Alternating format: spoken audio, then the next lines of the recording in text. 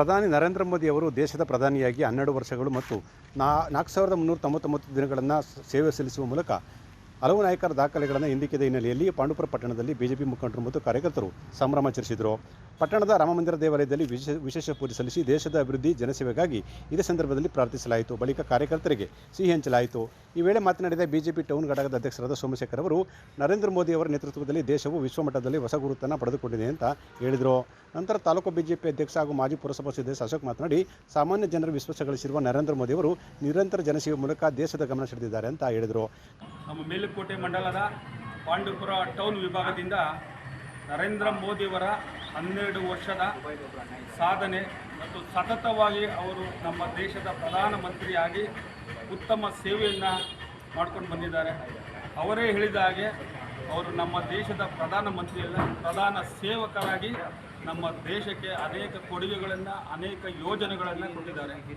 ಅದರಲ್ಲಿ ಸ್ವಚ್ಛ ಭಾರತ್ ಅಭಿಯಾನದಲ್ಲಿ ಇಡೀ ನಮ್ಮ ದೇಶದಲ್ಲಿ ಎಷ್ಟೋ ಜನಕ್ಕೆ ಶೌಚಾಲಯಗಳು ಇಲ್ಲದೇ ಇರುವಂಥ ಸಂದರ್ಭದಲ್ಲಿ ಇಡೀ ದೇಶಕ್ಕೆ ಶೌಚಾಲಯವನ್ನು ಕೊಡುಗೆಯನ್ನು ಕೊಟ್ಟಿರ್ತಕ್ಕಂಥ ಪ್ರಧಾನಿಯವರು ಜನ್ಧನ್ ಯೋಜನೆಯಲ್ಲಿ ನಮ್ಮ ಆಯುಷ್ಮಾನ್ ಯೋಜನೆ ಕಾರ್ಡನ್ನು ಪ್ರತಿಯೊಬ್ಬರಿಗೂ ಕೊಟ್ಟಿರ್ತಕ್ಕಂಥದ್ದು ಮತ್ತು ಕಿಸಾನ್ ಸನ್ಮಾನ್ ಯೋಜನೆಯಡಿ ಎಲ್ಲ ರೈತರಿಗೂ ಕೂಡ ಸತತವಾಗಿ 12 ವರ್ಷಗಳಿಂದ ಒಂದು ಕಂತು ಕೂಡ ಲ್ಯಾಪ್ಸ್ ಆಗ್ದಂಗೆ ಎಲ್ಲರಿಗೂ ರೈತರಿಗೆ ಹಣವನ್ನು ತಲುಪಿಸುವಂಥ ಕೆಲಸವನ್ನು ಮಾಡಿದ್ದಾರೆ. ಮತ್ತು ಇಡೀ ದೇಶದಲ್ಲಿ ಎಲ್ಲರಿಗೂ ಕೂಡ ಖಾತೆಯನ್ನು ಜನ್ಧನ್ ಯೋಜನೆಯಲ್ಲಿ ಎಲ್ಲರಿಗೂ ಬ್ಯಾಂಕ್ ಖಾತೆಯನ್ನು 0%ಅಲ್ಲಿ ಖಾತೆಯನ್ನು ತರಿಸ್ಕೊಳ್ತಕ್ಕಂಥದ್ದು. ಮತ್ತು ಡಿಜಿಟಲ್ ಇಂಡಿಯಾ ಇವತ್ತಿನ ದಿನ ಇಡೀ ಪ್ರಪಂಚದಲ್ಲೇ ನಮ್ಮ ದೇಶ ಡಿಜಿಟಲ್ ಇಂಡಿಯಾದಲ್ಲಿ ಪ್ರಥಮ ಸ್ಥಾನವನ್ನು ಹೊಂದಿದೆ. ಯಾವುದೇ ಒಂದು ಊರಿನಲ್ಲಿ ಯಾವುದೇ ಒಂದು ಹಳ್ಳಿಯಿಂದಲೂ ಕೂಡ ನಿಂತ್ಕೊಂಡು ನಮ್ಮ ಹಣವನ್ನು ಬ್ಯಾಂಕ್ ಖಾತೆಯನ್ನು ಟ್ರಾನ್ಸ್ಫರ್ ಮಾಡುವಂಥ ಯೋಜನೆಯನ್ನು ನಮ್ಮ ಪ್ರಧಾನಮಂತ್ರಿಗಳು ತಂದುಕೊಂಡಿದ್ದಾರೆ. ಮತ್ತು ಅವರು ತಮಗಾಗಿ ಯಾವುದೇ ಒಂದು ಸ್ವಂತಕ್ಕಾಗಿ ಯಾವುದೇ ಒಂದು ರೂಪಾಯಿಯನ್ನು ಕೂಡ ಅವರು ಬಳಸದೆ ಇಡೀ ದೇಶದ ಜನತೆಗೋಸ್ಕರ ಅವರ ಜೀವನವನ್ನು ಮುಡಿಪಾಗಿಟ್ಟಿದ್ದಾರೆ. ಇಂಥ ಒಬ್ಬರು ಪ್ರಧಾನಿ ನಮ್ಮ ದೇಶಕ್ಕೆ ಸಿಕ್ಕಿರೋದು ನಮ್ಮೆಲ್ಲರೂ ಕೂಡ ಅದೃಷ್ಟವಂತರು. ಮುಂದಿನ ದಿನಗಳಲ್ಲಿ ಆ ಭಗವಂತ ಅವರಿಗೆ ಆಯುಷು, ಆರೋಗ್ಯ ಮತ್ತು ನಮ್ಮ ದೇಶವನ್ನು ಇನ್ನೂ ಉತ್ತುಂಗಕ್ಕೆ ನಡೆಸ್ಕೊಂಡು ಹೋಗುವಂಥ ಶಕ್ತಿ ಆ ಭಗವಂತ ಅವ್ರಿಗೆ ಕೊಡಲಿ ಅಂತ ಹೇಳಿ ನಾವೆಲ್ಲರೂ ಕೂಡ ಇವತ್ತು ಪಾಂಡುಪುರ ಟೌನ್ ಘಟಕದಿಂದ ಆ ಭಗವಂತನಲ್ಲಿ ಪ್ರಾರ್ಥನೆ ಮಾಡ್ತಾ ಕಾರ್ಯಕ್ರಮದಲ್ಲಿ ಟೌನ್ ಪ್ರಧಾನ ಕಾರ್ಯದರ್ಶಿ ಸೋಮಾಚಾರಿ, ಶ್ರೀನಿವಾಸ್ ನಾಯಕ್, ಮಂಜಾಚಾರಿ, ರಾಮಲಿಂಗ, ನರಸಿಂಹಾಚಾರಿ ಸೇರಿದಂತೆ ಅನೇಕರು ಹಾಜರಿದ್ದರು. ಆರೋಪಿಯನ್ನು ಸ್ಟೇಷನ್ ಮೇಲ್ಮೇಲೆ ಬಿಡುಗಡೆ ಮಾಡಲು 10,000 ರೂಪಾಯಿ ಲಂಚ ಪಡೆಯುತ್ತಿದ್ದ ಆರೋಪದ ಮೇಲೆ ಮಳವಳ್ಳಿ ಗ್ರಾಮಾಂತರ ಪೊಲೀಸ್ ಠಾಣೆಯ ಸಹಾಯಕ ಸಬ್ ಇನ್ಸ್ಪೆಕ್ಟರ್ ಶಿವಕುಮಾರ್ ಅವರನ್ನು ಲೋಕಾಯುಕ್ತ ಪೊಲೀಸರ ಕಾರ್ಯಾಚರಣೆಯನ್ನು ಬಂಧಿಸಿದ್ದಾರೆ. ಗಲಾಟೆ ಪ್ರಕರಣದಲ್ಲಿ ಮಳವಳ್ಳಿ ರಾಜೇಗೌಡ ಎಂಬರ ವಿರುದ್ಧ ಮಳವಳ್ಳಿ ಗ್ರಾಮಾಂತರ ಠಾಣೆಯಲ್ಲಿ ಪ್ರಕರಣ ದಾಖಲಾಗಿತ್ತು. ಈ ಪ್ರಕರಣವನ್ನು ಠಾಣಾ ಹಂತದಲ್ಲೇ ಇತ್ಯರ್ಥಪಡಿಸಿ ಸ್ಟೇಷನ್ ಮೇಲ್ಮೇಲೆ ಬಿಡುಗಡೆ ಮಾಡಲು ಎಎಸ್ಐ ಶಿವಕುಮಾರ್ 10,000 ರೂಪಾಯಿ ಲಂಚ ಬೇಡಿಕೆ ಇಟ್ಟಿದ್ದರು ಎನ್ನಲಾಗಿದೆ. ಈ ಸಂಬಂಧ ರಾಜೇಗೌಡ ಅವರು ಮಂಡ್ಯ ಲೋಕಾಯುಕ್ತ ಪೊಲೀಸ್ ಠಾಣೆಗೆ ದೂರು ನೀಡಿದರು. ದೂರಿನನ್ವಯ ಬುಧವಾರ ಸಂಜೆ 7:30 ಸಮಯದಲ್ಲಿ ಕಾರ್ಯಾಚರಣೆಗಿಳಿದ ಲೋಕಾಯುಕ್ತ ಅಧಿಕಾರಿಗಳು ದೂರದಾರರಿಂದ 10,000 ರೂಪಾಯಿ ಲಂಚವನ್ನು ಸ್ವೀಕರಿಸಿದ್ದಾಗಲೇ ಎಎಸ್ಐ ಶಿವಕುಮಾರ್ ಅವರನ್ನು ಲೋಕಾಯುಕ್ತ ತಂಡ ವಶಕ್ಕೆ ಪಡೆದಿದೆ. ಲೋಕಾಯುಕ್ತ ಎಸ್ಪಿಎಸ್ ಸುರೇಶ್ ಬಾಬು ಮಾರ್ಗದರ್ಶನದಲ್ಲಿ ಡಿವೈಎಸ್ಪಿ ಸುನಿಲ್ ಕುಮಾರ್ ನೇತೃತ್ವದ ತಂಡ ದಾಳಿ ನಡೆಸಿತು. ಇನ್ಸ್ಪೆಕ್ಟರ್ಗಳಾದ ಲೇಪಾಕ್ಷಿಮೂರ್ತಿ, ಬ್ಯಾಟರೇಗೌಡ ಹಾಗೂ ಇತರರು ಕಾರ್ಯಾಚರಣೆಯಲ್ಲಿ ಭಾಗಿಯಾಗಿದ್ದರು.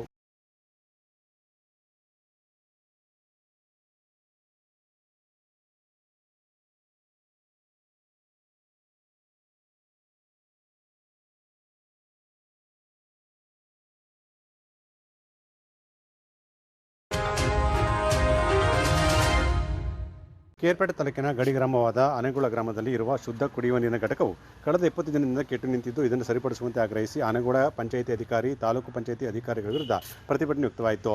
ಕರ್ನಾಟಕ ರಾಜ್ಯ ರೈತ ಸಂಘ ಆನೆಗೋಳ ಘಟಕದ ಅಧ್ಯಕ್ಷ ಚಿಕ್ಕಹತ್ತರಳ್ಳಿ ಬಂಜೇಗೌಡ ನೇತೃತ್ವದಲ್ಲಿ ಪುನೀತ್ ಮಾತನಾಡಿ, ಆನೆಗೋಳ ಗ್ರಾಮದ ಸರ್ಕಾರಿ ಆಸ್ಪತ್ರೆ ಬಳಿ ಇರುವ ಶುದ್ಧ ಕುಡಿಯುವ ನೀರಿನ ಘಟಕವು ಕೆಲ ದಿನದಿಂದ ಕೆಟ್ಟು ನಿಂತಿದ್ದು, ಇದನ್ನು ಸರಿಪಡಿಸುವಂತೆ ಸಂಬಂಧಪಟ್ಟ ಗ್ರಾಮ ಪಂಚಾಯಿತಿ ಅಧಿಕಾರಿಗಳಿಗೆ ತಿಳಿಸಿದರೂ ಯಾವುದೇ ಪ್ರಯೋಜನವಾಗಿಲ್ಲ ಅಂತ ಹೇಳಿದರು.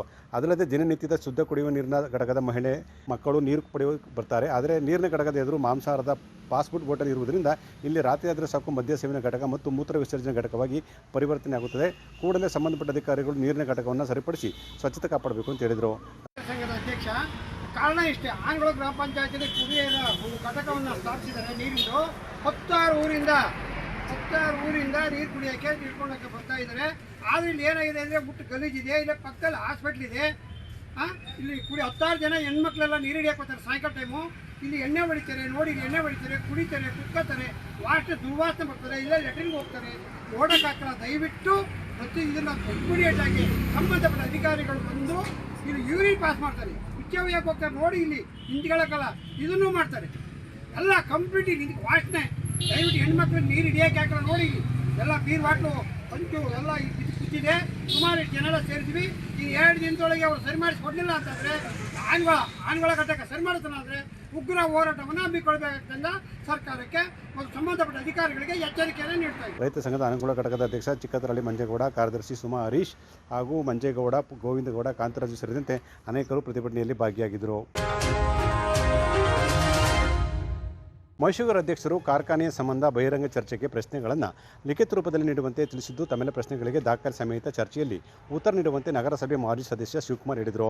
ಸುದ್ದಿಗಾರರೊಂದಿಗೆ ಮಾತನಾಡಿದ ಅವರು, ಮೈಸೂರು ಕಾರ್ಖಾನೆ ಸಂಬಂಧ ಜುಲೈ 5ರೊಳಗೆ ಪ್ರಶ್ನೆಗಳನ್ನು ಲಿಖಿತ ರೂಪದಲ್ಲಿ ನೀಡುವಂತೆ ತಿಳಿಸಿದ್ದು, ಅಂಶಗಳ ಪ್ರಶ್ನೆಗಳನ್ನು ಲಿಖಿತ ರೂಪದಲ್ಲಿ ನೀಡುತ್ತಿರುವುದಾಗಿ ಹೇಳಿದರು. ಅಧ್ಯಕ್ಷ ಸಿ.ಡಿ. ಗಂಗಾಧರ್ ಅವರು ಅಧಿಕಾರ ವಹಿಸಿಕೊಂಡಾಗಿನಿಂದ ಕಾರ್ಖಾನೆಯಿಂದ ಪಡೆದ ಸರ್ಕಾರಿ ಸೌಲಭ್ಯಗಳು, ಬ್ಯಾಂಕಿನ ಹಣಕಾಸಿನ ವ್ಯವಹಾರದ ಮಾಹಿತಿ, ಕಬ್ಬು ಹರಿಯುವುದರ ನಿಲ್ಲಲು ದಿನನಿತ್ಯದ ಕಾರಣ, ಲಾಭ ನಷ್ಟದ ಪ್ರತ್ಯೇಕ ಮಾಹಿತಿ ಕೈಗೊಂಡ ಕಾಮಗಾರಿಗಳ ಮೊದಲು ನಂತರದ GPRS ಭಾವಚಿತ್ರ, ಆರ್ಬಿ ಟೆಕ್ ಕಂಪನಿಗೆ ನೀಡಿದ ಹಣದ ಮೊತ್ತ ದಾಖಲೆ, ಆರ್ಬಿ ಟೆಕ್ ಕಂಪನಿಗೆ ನಿಯಮ ಮೀರಿ ಮೊತ್ತ ವಸೂಲಾತಿ ಬಗ್ಗೆ ದಾಖಲೆ ಸಮೇತ ಮಾಹಿತಿ ನೀಡಬೇಕು ಅಂತ ಅವರು ಹೇಳಿದರು. ಪ್ರಸ್ತುತ ಕಬ್ಬು ನುರಿಯುವುದಾಗಿ ಹೇಳಿಕೆ ನೀಡಿದ್ದು, ಕಡಾಖಂಡಿತವಾಗಿ ಎಷ್ಟು ನುರಿಯುತ್ತೀರಿ, ಕಾರ್ಖಾನೆಯ ಮುಖ್ಯ ಅಭಿಯಂತರ ಮತ್ತು ಪ್ರಧಾನ ವ್ಯವಸ್ಥಾಪಕ KV ವೀರೇಶ್ ನೇಮಕ ಸಂಬಂಧ ಆದೇಶ ಪತ್ರಗಳು, ಇಂದಿನ ಮಹಿಳಾ ಆಡಳಿತಾಧಿಕಾರಿ ಅಧ್ಯಕ್ಷರ ಮೇಲೆ ಮಹಿಳಾ ಆಗೋಕೆ ಮತ್ತು ಕಬ್ಬು ಅಭಿವೃದ್ಧಿ ನಿರ್ದೇಶಕರಿಗೆ ನೀಡಿದ ದೂರಿನ ಕ್ರಮದ ಬಗ್ಗೆ ಮಾಹಿತಿ ನೀಡಬೇಕು. ಅನುಪಯುಕ್ತ ವಸ್ತುಗಳ ಸಂಬಂಧ ಯಾವುದೇ ಕ್ರಮ ವಹಿಸಿಲ್ಲ ಎಂಬ ನಿವೃತ್ತ ಹೆಚ್ಚುವರಿ ಆಡಳಿತಾಧಿಕಾರಿ ಸ್ವಾಮಿಗೌಡರವರ ಮಾಹಿತಿಯನ್ನು ಸ್ಪಷ್ಟನೆ, ಪ್ರಭಾರಿ ವ್ಯವಸ್ಥಾಪಕರಿಗೆ ಕಾರು ಖರೀದಿ, ಕಚೇರಿ ನವೀಕರಣದ ಸಮರ್ಥನೆ, ಮಲಸಿಸ್ ಸೋರಿಕೆಯ ಸಂಬಂಧ ತಿದ್ದುಪಡಿಯ ವಿವರಣೆ ನೀಡುವಂತೆ ಅವರು ಒತ್ತಾಯಿಸಿದರು. ಕಾರ್ಖಾನೆಯ ಅಧ್ಯಕ್ಷರು 2024ರಿಂದ 11/6/26ವರೆಗೆ ಕಾರ್ಖಾನೆಯಲ್ಲಿ ಪಡೆದುಕೊಂಡಿರುವ ಸೌಲಭ್ಯ ಪಟ್ಟಿ ಕೇಳಿದ್ದೀನಿ. ಅವ್ರು ಏನೇನು ಸೌಲಭ್ಯ ಪಡ್ಕೊಂಡಿರ್ತಾರೆ ಅದು. ಆಮೇಲೆ ಮುಖ್ಯವಾಗಿ ಕೋಟ್ ಮಾಡಬೇಕು ನೀವು, ಏನಂದರೆ ಸಾಹೇಬ್ರೆ ಹೇಳಿದ್ದಾರೆ 5,95,000 ಟನ್ ಕಬ್ಬು ನಾವು ಒಪ್ಪಿಗೆ ಪಡೆದಿದ್ದೀವಿ, ಈ ಬಾರಿ ನೋಡ್ರಿ ಅಂತ ಹೇಳಿದಾರಲ್ಲ, ಅದು ನಾನು ಹೇಳ್ತಾ ಇದ್ದೀನಿ, ನೀವು ಎಷ್ಟು ಅರಿತೀರಾ ಅಂತ. ಒಂದು ದೃಢೀಕರಣ ಪತ್ರ ತಾಂತ್ರಿಕ ವಿಭಾಗದಿಂದ ವ್ಯವಸ್ಥಾಪಕರು ಮತ್ತು ಪ್ರಧಾನ ವ್ಯವಸ್ಥಾಪಕರು, ಆಡಳಿತಾಧಿಕಾರಿ ಮತ್ತು ಇವರು 5 ಜನ ಸೇರಿ ನಾವು ಇಷ್ಟು ಅರಿತೀವಿ ಕಣ್ರೆ, ಕಮ್ಮಿ ಅರಿದ್ರೆ ನಾವು ದುಡ್ಡು ಕಟ್ಕೊಡೋಕೆ ರೆಡಿ ಇದ್ದೀವಿ ಅಂತ ಹೇಳಿ. ಅದು ಒಂದು ನಂದು ಪ್ರಶ್ನೆ ಆಗಿ. ನಂತರ ಏನು ಸಾಹೇಬರು 2028 ಫೆಬ್ರವರಿಲಿ ಬರ್ತಾರೆ, ಅಲ್ಲಿಂದ ಇಲ್ಲಿವರೆಗೆ SBI bank, state bank of India, bank of Baroda, 2 ಬ್ಯಾಂಕ್ಗಳಲ್ಲಿ ಏನು ಹಣ ಬಂದಿದೆ ಮತ್ತು ಹೋಗಿದೆ 2 ನೀಡ್ರಪ್ಪ ಅಂತ ನಾನು ಕೇಳಿದ್ದೀನಿ. 4 ದಿನಾಂಕ 28 ಮಾಮೂಲಿ ಸಾಹೇಬರು ಬಂತವಿಂದ 28/2 ಅಲ್ಲಿ ಅವರು ಅಧಿಕಾರಕ್ಕೆ ಬರ್ತಾರಲ್ಲ, ಅಲ್ಲಿಂದ ನಾನಾ ಕಾರಣಗಳಿಂದ ಕಾರ್ಖಾನೆ ಆರಂಭಗೊಂಡಾಗ ಒಂದು ದಿವಸಕ್ಕೆ 2 ಗಂಟೆ, 3 ಗಂಟೆ, 4 ಗಂಟೆ, 5 ಗಂಟೆ ಒಂದೊಂದು ದಿವಸ ಓಡೇ ಇಲ್ಲ. ಅದಕ್ಕೆ ಕಾರಣ ಸಮೇತ ನೋಂದಣಿ ಪುಸ್ತಕ ಮಾಡ್ಕೊಂಡಿರ್ತೀರ, ಏನೇನಕ್ಕೆ ತೊಂದರೆ ಆಗಿತ್ತು ಅನ್ನೋ ಲಿಖಿತ ರೂಪದಲ್ಲಿ ದೃಢೀಕರಿಸ್ಕೊಡ್ಬೇಕು ಅಂತ ಕೇಳಿದ್ದೀನಿ. ದಿನಾಂಕ 24/2/11/2000 ಕಾರ್ಖಾನೆ ಆಗಿರುವ ಲಾಭ ನಷ್ಟ, ಅಂದರೆ ಲಾಭ ಪ್ಲಸ್ ನಷ್ಟ, ಪ್ರತ್ಯೇಕ ಲಾಭ ಇಷ್ಟು ಬಂದಿದೆ, ನಷ್ಟ ಇಷ್ಟು ಬಂದಿದೆ ಅಂತ ತೋರಿಸ್ಬೇಕು. 22/7/2025ರಿಂದ 21/7/2026ರವರೆಗೆ KV ವೀರೇಶ್ ಪ್ರಧಾನ ವ್ಯವಸ್ಥಾಪಕರಾಗಿ ಮತ್ತು ಅಭ್ಯಂತರರಾಗಿ, ತಾಂತ್ರಿಕ ವ್ಯವಸ್ಥಾಪಕ ಅಭ್ಯಂತರರಾಗಿ ನೇಮಕ ಮಾಡ್ಕೊಂಡಿರ್ತಾರೆ. ಆ ನೇಮಕ ಮಾಡ್ಕೋಬೇಕು ಅಂದರೆ ಇವರು ಸರ್ಕಾರದ ಕಾರ್ಯದರ್ಶಿಗಳ ಅನುಮತಿ ಕಡ್ಡಾಯ ಬೇಕು. ಇವ್ರು ಟೈಪಿಸ್ಟ್ ಏನೋ ನೇಮಕ ಮಾಡ್ಕೊಂಡ್ರೆ ನಾನು ಬೇಡ, ಅದೇನು ಕೇಳೋದು ಬೇಡ ಅಂದ್ಕೊಂಡಿದ್ದು. ಇದು ಮುಖ್ಯವಾಗಿರೋಂಥದ್ದು. ನಾಳೆ ತೊಂದರೆ ಆದರೆ ದುಡ್ಡು ಕಟ್ಟಬೇಕು ಇವರು, ಅದನ್ನು ಕೇಳಿದ್ದೀನಿ. ಆಮೇಲೆ ಅಧ್ಯಕ್ಷರು ವಿರುದ್ಧ ಈ ಹಿಂದೆ ಮಹಿಳೆ ಒಬ್ಬರು ದೂರು ಕೊಟ್ಟಿರ್ತಾರೆ. ಮಹಿಳೆ ಅಂದರೆ ಅವರ ಆಡಳಿತ ಅಧಿಕಾರಿಯವರೇ. ಆ ಬಗ್ಗೆ ವ್ಯವಸ್ಥಾಪಕ ನಿರ್ದೇಶಕರು ಏನು ಕ್ರಮ ತಗೊಂಡಿದ್ದೀರಿ? ದೂರು ಕೊಟ್ಟಿರೋದು ಆಯುಕ್ತರು ಉತ್ತರ ಕೊಡಿ, ಪರಿಶೀಲನೆ ಮಾಡಿ ಕ್ರಮ ತಗೊಳ್ಳಿ ಅಂತ ಕೊಟ್ಟಿರ್ತಾರಲ್ಲ, ಅದಕ್ಕೆ ಏನು ಉತ್ತರ ತೊಗೊಂಡಿದ್ದೀರಿ ಅದನ್ನು ಕೇಳಿದ್ದೀನಿ. ಗೋಷ್ಠಿಯಲ್ಲಿ ಬಿಜೆಪಿ ನಗರ ಘಟಕದ ಅಧ್ಯಕ್ಷ ಪ್ರಸನ್ನಕುಮಾರ್, ಕೇಶವ, ಸುನಿಲ್, ಮಂಜೇಶ್, ವೆಂಕಟೇಶ್ ಇದ್ದರು. ಪಾಂಡುಪುರ ತಾಲೂಕಿನ ಕಣಿವೆ ಕೊಪ್ಪಲು ಗ್ರಾಮದ ಸ್ವಸೃಷ್ಟಿ ಆವರಣದಲ್ಲಿ ಪರಿಸರ ಪ್ರೇಮಿ ಲವಕುಮಾರ್ ಹಮ್ಮಿಕೊಂಡಿದ್ದ ಸಸ್ಯ ಸಮೃದ್ಧಿ ಕಾರ್ಯಕ್ರಮದಲ್ಲಿ ಪಾಂಡುಪುರ ತಹಶೀಲ್ದಾರರಾದ ಬಸವರೆಡ್ಡಪ್ಪ ರೋಣದ ರವರು ಸಸಿ ನೆಡುವ ಮೂಲಕ ಕಾರ್ಯಕ್ರಮಕ್ಕೆ ಚಾಲನೆ ನೀಡಿದರು. ಈ ಸಂದರ್ಭದಲ್ಲಿ ಪರಿಸರ ಪ್ರೇಮಿ ಲವಕುಮಾರ್ ಅವರ ಕಾರ್ಯವೈಖರಿ ಬಗ್ಗೆ ಅವರು ಮೆಚ್ಚುಗೆ ವ್ಯಕ್ತಪಡಿಸಿದರು. ಲವಕುಮಾರ್ ಅವರು ಈಗಾಗಲೇ ತಾಲೂಕಿನಾದ್ಯಂತ ಸಾವಿರಾರು ಸಸಿಗಳನ್ನು ನೆಟ್ಟು ಪೋಷಣೆ ಮಾಡಿಕೊಂಡು ಬರ್ತಿದ್ದಾರೆ ಅಂತ ಅವರು ಪ್ರಶಂಸೆ ವ್ಯಕ್ತಪಡಿಸಿದರು. ಲವಕುಮಾರ್ ಅವರು ಬೇಬಿ ರಸ್ತೆಯಿಂದ ಶಾದನಹಳ್ಳಿ ರಸ್ತೆ ಬದಿಯಲ್ಲಿ 140ಕ್ಕಿಂತ ಹೆಚ್ಚು ಸಸಿ ನೆಟ್ಟು ಸಾಲು ಮರವಾಗಿಸಿದ್ದಾರೆ. ಇವರ ಕಾರ್ಯ ಸ್ತುತ್ಯಾರ್ಹ ಅಂತ ಪ್ರಶಂಸೆ ವ್ಯಕ್ತಪಡಿಸಲಾಯಿತು. ಪಾಂಡುಪುರ ತಾಲೂಕು ಚಿಂಚೋಳಿ ಹೋಬಳಿಯ ಕಣಿವೆಕೊಪ್ಪಲು ಗ್ರಾಮದಲ್ಲಿ ವಿಶ್ವ ಪರಿಸರ ದಿನಾಚರಣೆ ಅಂಗವಾಗಿ ಮರಗಳು ನೆಡುವ ಕಾರ್ಯಕ್ರಮಕ್ಕೆ ಶ್ರೀ ಲವಕುಮಾರ್ ಅವರು ಕರ್ಕೊಂಡು ವಿಷಯ. ಇವತ್ತು ವನ ಮಹೋತ್ಸವ ಹಾಗೂ ವಿಶ್ವ ಪರಿಸರ ದಿನಾಚರಣೆಯಂತೆ ಈ ಹೊಂಗೆ ಮರಗಳನ್ನ ನೆಟ್ಟು ಹೊಂಗೆ ಮರ ಯಾವ ರೀತಿ ನೆರಳಾಗಿರುತ್ತೋ ಅದೇ ರೀತಿ ಲವಕುಮಾರರ ಸೇವೆ ಪ್ರತಿಯೊಬ್ಬರಿಗೂ ನೆರಳಾಗಿರಲಿ. ಈ ಪರಿಸರವನ್ನು ಕಾಪಾಡುವಲ್ಲಿ ಒಂದು ಅವರ ಜೊತೆಗಿಂತ ಕಾಳಜಿ ಕಾರ್ಯರೂಪಕ್ಕೆ ಬಂದಿರಲಿ ಅಂತ ಹಾರೈಸುತ್ತಾ ಎಲ್ಲರಿಗೂ ಈ ಪರಿಸರ ದಿನಾಚರಣೆ ಸಲ್ಲಿಸ್ತಾರೆ. ಪರಿಸರವನ್ನು ನಾವೆಲ್ಲ ಉಳಿಸಬೇಕು, ಬೆಳೆಸಬೇಕು, ಕಾಪಾಡಿಕೊಂಡು ಹೋಗಬೇಕಾಗಿದೆ.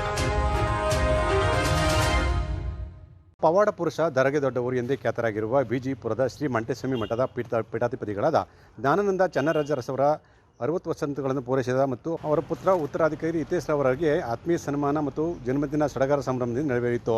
ಶ್ರೀ ಜ್ಞಾನಾನಂದ ಚನ್ನರಾಜರಸವರು ಮಠದ ಆವರಣದಲ್ಲಿನ ಶ್ರೀ ಮಂಟೇಸ್ವಾಮಿ ಗದ್ದುಗೆಗೆ ಪೂಜೆ ಸಲ್ಲಿಸಿದರು. ಜೊತೆಗೆ ಮಠದ ಬಸವ ಪಲರಾಧಯ್ಯನ ಗದ್ದುಗೆ ಮತ್ತು ಉರಿಗದ್ದಿಗೆಗೂ ಪೂಜೆ ಸಲ್ಲಿಸಿದರು. ಪೂಜಾ ಕಾರ್ಯದಲ್ಲಿ ಮಠಾಧೀಶರ ಧರ್ಮಪತ್ನಿ ಸನ್ನತಿ ಅಮ್ಮ ಪಾಲ್ಗೊಂಡಿದ್ದರು. ಬಳಿಕ ಬಿಜಿಪುರ ಸುತ್ತಮುತ್ತಲಿನ ಪ್ರಮುಖ ದೇವಾಲಯಗಳು ಮತ್ತು ಮುಟ್ಟನಹಳ್ಳಿ ತೋಪಿನಲ್ಲಿರುವ ದೊಡ್ಡಮ್ಮತಾಯಿ ದೇವಸ್ಥಾನಕ್ಕೆ ತೆರಳಿ ವಿಶೇಷ ಪೂಜೆ ಸಲ್ಲಿಸಿದರು.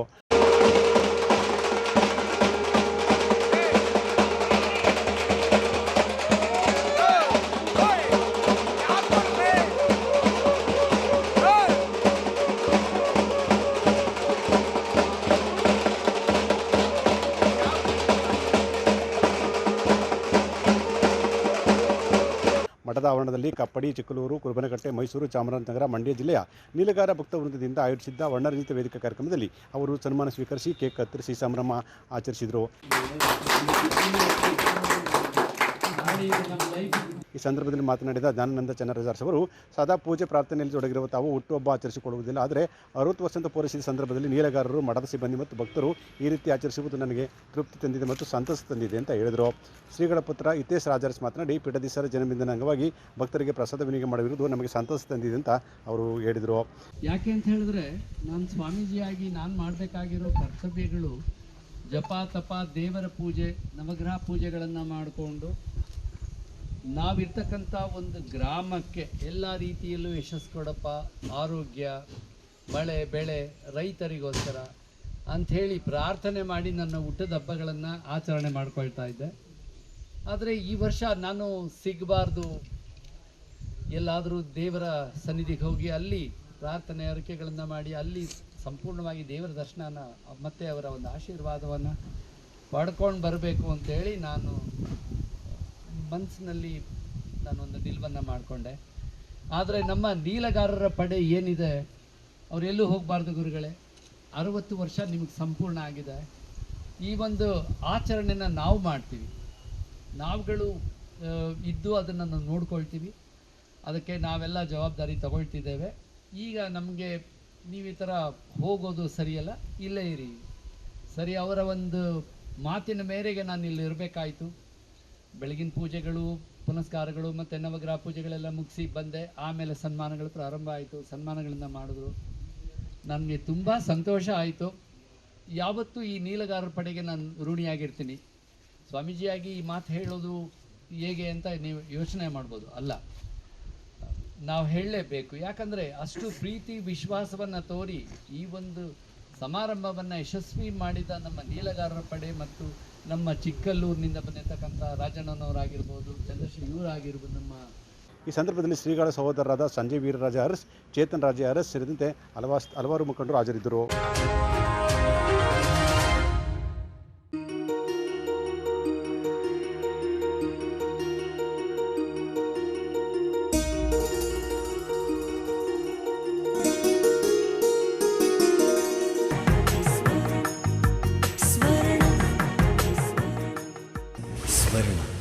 ಇದು ಬಾಂಧವ್ಯಗಳ ಬೆಸುಗೆ